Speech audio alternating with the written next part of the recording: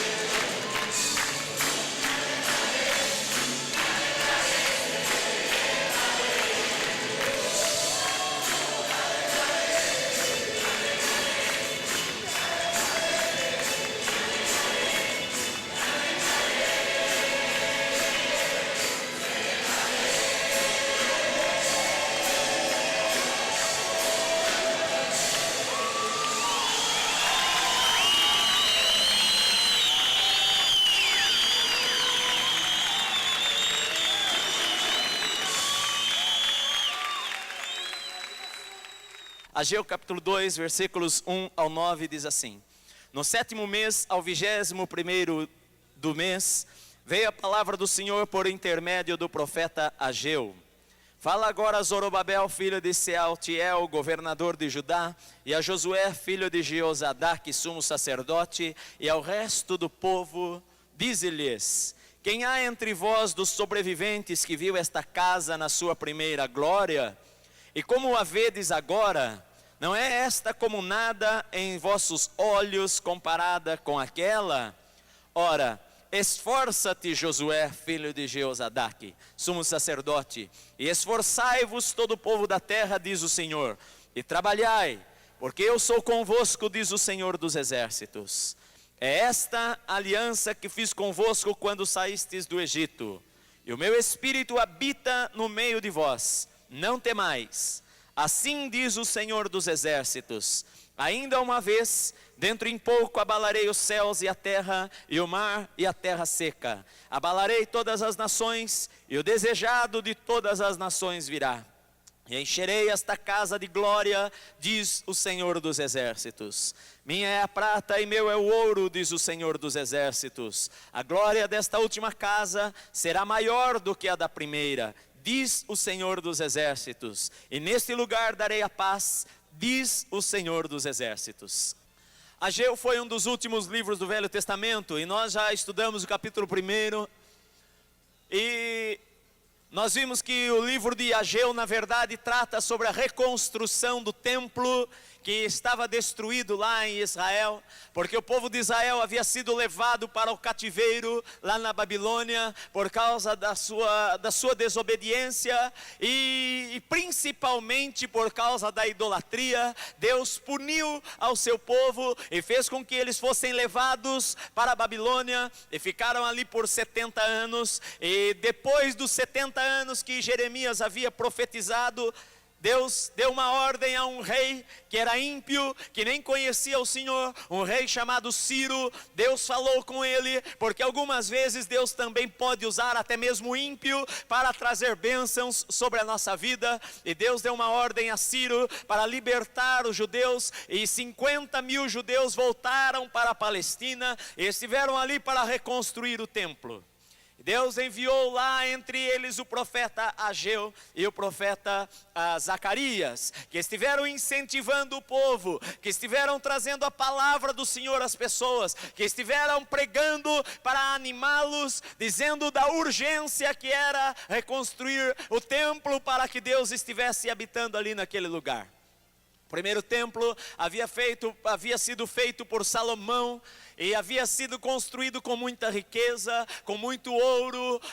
Deus deu a Salomão sabedoria, Deus deu a Salomão homens para trabalhar na casa, e foi feita uma casa belíssima. E no dia que o templo foi consagrado, Salomão fez uma oração e falou: Senhor, que os teus ouvidos estejam sempre abertos, os teus ouvidos estejam sempre atentos à oração que se fizer nesta casa.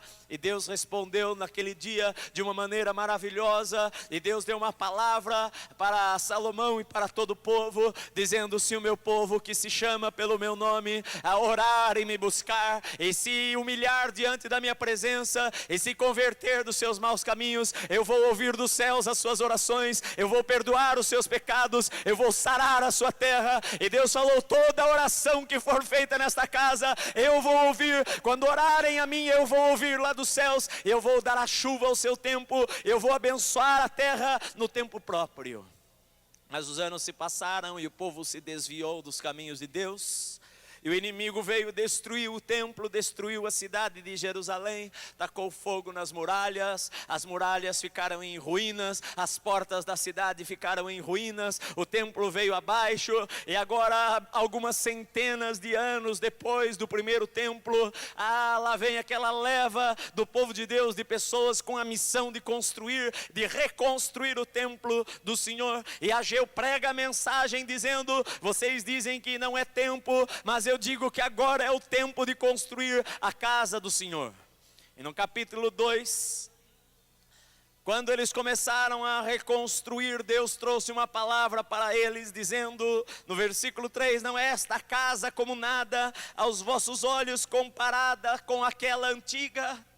E a Bíblia diz que quando este segundo templo foi reconstruído, Esdras diz lá no seu livro, que muitos dos anciãos e muitos dos homens, das pessoas que haviam visto o primeiro templo, choraram naquele dia ao ver a casa construída novamente. E muitos choraram de tristeza ao pensar: puxa, aquele primeiro templo era mais bonito, aquele primeiro templo tinha uma maior glória, aquele primeiro templo tinha mais ouro, aquele primeiro templo tinha mais riqueza. E muitos choraram naquele dia, lembrando-se do passado. E a palavra do Senhor veio veio para eles dizendo: olha, vocês olhem para agora, olhem para o templo novo, olhem para o começo da reconstrução do templo. Isso para vocês talvez não seja nada, mas a mensagem que Deus quer trazer para nós neste dia, e que Ele diz aqui neste tempo, neste texto da Bíblia, que muitas vezes nós temos a tendência a viver pelo antigamente, muitas vezes nós temos a tendência a viver do ontem, nós temos a tendência de viver de experiências passadas, nós temos a tendência de viver do que Deus fez em nossa vida há um ano atrás ou há um tempo atrás, quando nós temos que viver o presente com o Senhor. Muitas vezes nós ficamos, o nosso passado impede o avanço para o futuro. Muitas vezes as derrotas do passado ou as vitórias do passado, muitas vezes as tristezas do passado ou as alegrias do passado, quando começam a dominar demasiadamente a nossa mente, acabam atrapalhando a gente de olhar para o futuro, acaba atrapalhando a gente de sonhar novamente, acaba trazendo tristeza ao coração, pensando: antes era bom, agora não vai ser tão bom como antes, dificilmente vai ser melhor.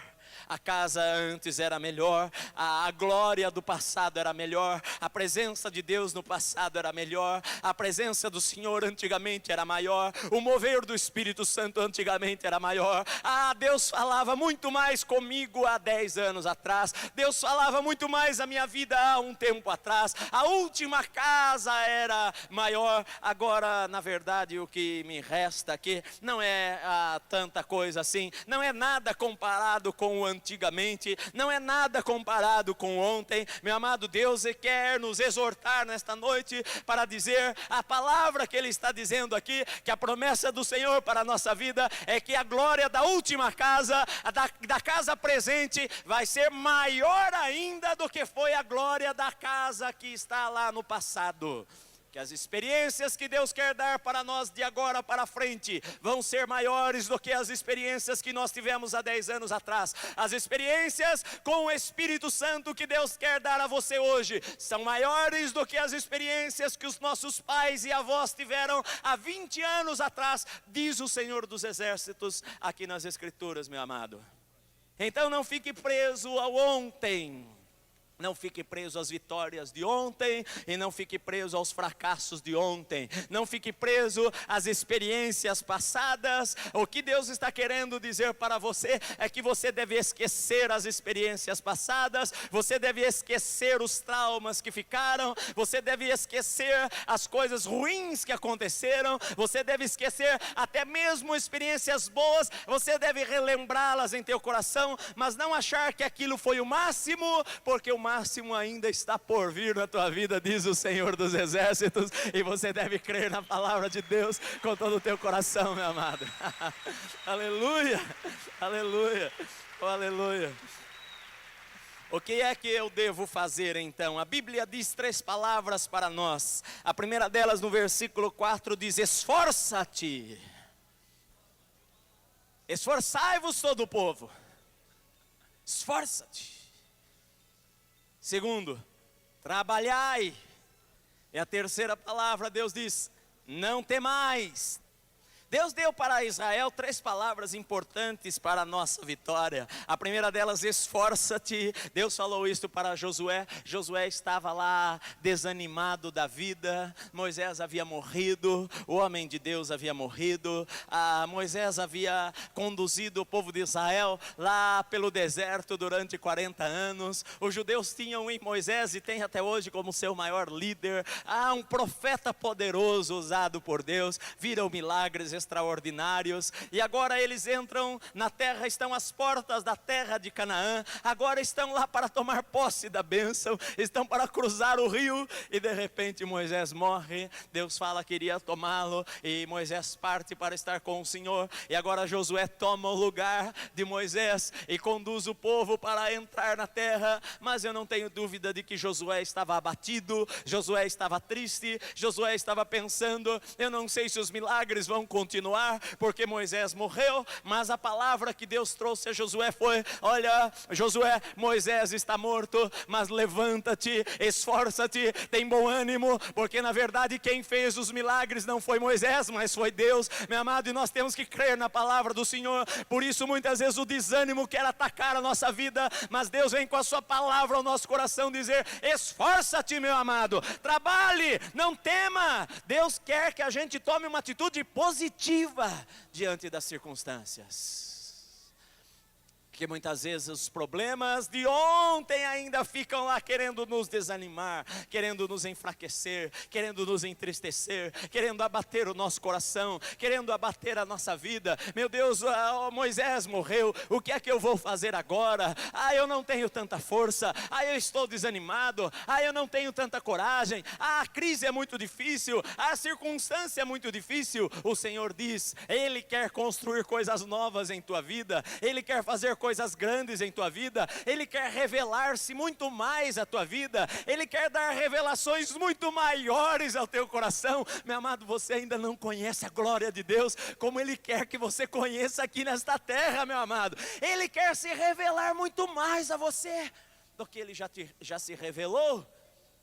Portanto, o Senhor diz para você: esforça-te, tenha força, não se abata, não deixe a luta abater o teu coração, não deixe as dificuldades abaterem o teu coração, não deixe as memórias passadas, as lembranças passadas abaterem o teu coração, não deixe os impossíveis, as impossibilidades abaterem o teu coração. A palavra do Senhor diz: esforça-te, tem bom ânimo, trabalha, porque o Senhor abençoa aquele que trabalha. O Senhor não abençoa o preguiçoso, mas o Senhor abençoa aquele que dá duro, o Senhor abençoa aquele que se esforça, o Senhor abençoa aquele que ora, o Senhor abençoa aquele que estuda, o Senhor abençoa aquele que sai para a rua lá no seu trabalho, que muitas vezes o trabalho está difícil.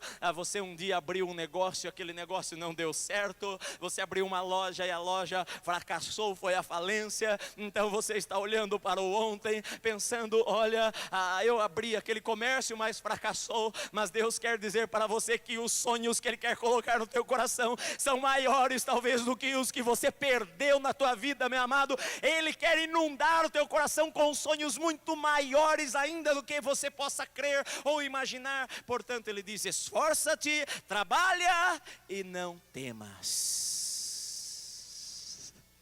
E Deus usa aqui um nome, se você reparou: Jeová Shabaoth, que significa: eu sou o Senhor dos exércitos. Ele é o Senhor dos exércitos de anjos que estão lá nos céus, dos exércitos que é o seu povo que está aqui na terra, dos exércitos dos espíritos, dos anjos que estão guardando a nossa vida. Ele diz: eu sou o Senhor dos exércitos. E diz lá no versículo 5, diz assim: o meu espírito habita no meio de vós. Aí versículo 4: esforçai-vos todo o povo da terra, diz o Senhor, e trabalhar, porque eu sou convosco, diz o Senhor dos exércitos. E a Bíblia diz também no versículo seguinte: o meu espírito habita no meio de vós, não temais. Nós temos que perceber que nós temos um grande Deus, meu amado. O povo de Israel teve uma experiência ao entrar na terra de Canaã, e por causa daquela experiência de medo que eles tiveram, eles ficaram no deserto por 40 anos. Porque Deus é um Deus de gente que quer ter coragem para tomar decisões em sua vida. Moisés mandou alguns homens, 12 homens, espiar a terra. E Deus havia dito para eles: vocês vão lá e olhem a terra e vejam que ela é uma boa terra, vejam que a palavra que eu disse para vocês é verdade. E aqueles 12 homens foram, e por 40 dias eles andaram de uma ponta a outra, lá na Palestina, na terra que hoje é Israel.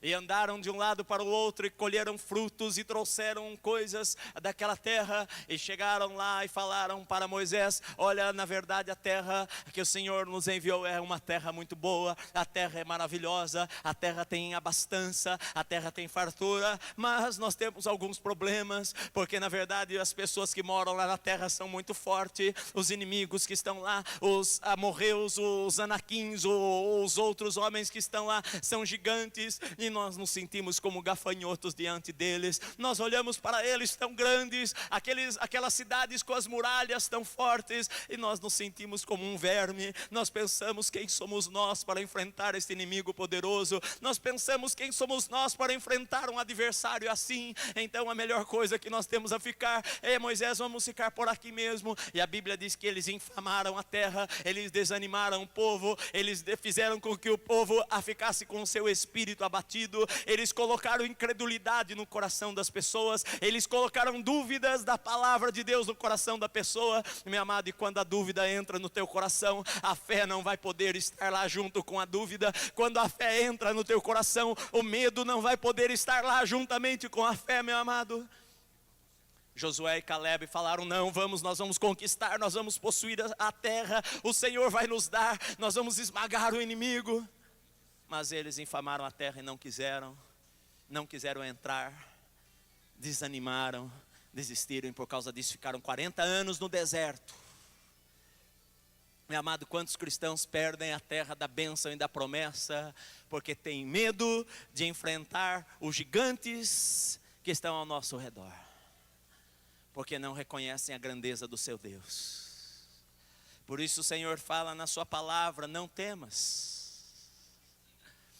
Por isso Eliseu poderia falar lá para Geazi: não temas, mais são os que estão conosco do que os que estão com eles. Por isso que os homens de Deus poderiam lançar desafios, por isso que os homens de Deus poderiam transpor os obstáculos, por isso que os homens de Deus, a Bíblia fala lá em Hebreus, eles fecharam a boca de leões, eles apagaram o fogo, eles venceram o inimigo, eles venceram nas batalhas, eles destruíram exércitos muito maiores, porque a força não estava no povo de Deus, meu amado, mas a força estava em o povo de Deus crer que tem um grande Deus que está do seu lado para lhe dar a vitória a cada dia da sua vida, meu amado. Isso é o que nós precisamos descobrir em nosso dia a dia. O Senhor diz: eu sou convosco, não temam, meu espírito está entre vocês. Nós cantamos Emanuel, Deus é conosco. Muitas vezes um espírito errado quer entrar no coração das pessoas, quando elas veem a dificuldade, quando elas veem que está difícil demais cumprir aquilo que Deus disse, quando elas veem que o obstáculo parece maior do que elas poderiam imaginar. Então muitas vezes esta pessoa, ela fala negativamente, ela murmura, ela tem um espírito abatido e transmite para outras pessoas um espírito abatido. Meu amado, você não precisa de ninguém ao teu lado falando negativamente. Você precisa que alguém que esteja ao teu lado fale a palavra de Deus para você. A palavra do Senhor vai encher o teu coração, vai trazer fé à tua vida. Você vai passar a crer no sobrenatural e vai passar a agir de uma maneira sobrenatural, porque Deus tem coisas grandes para você que você nem imagina.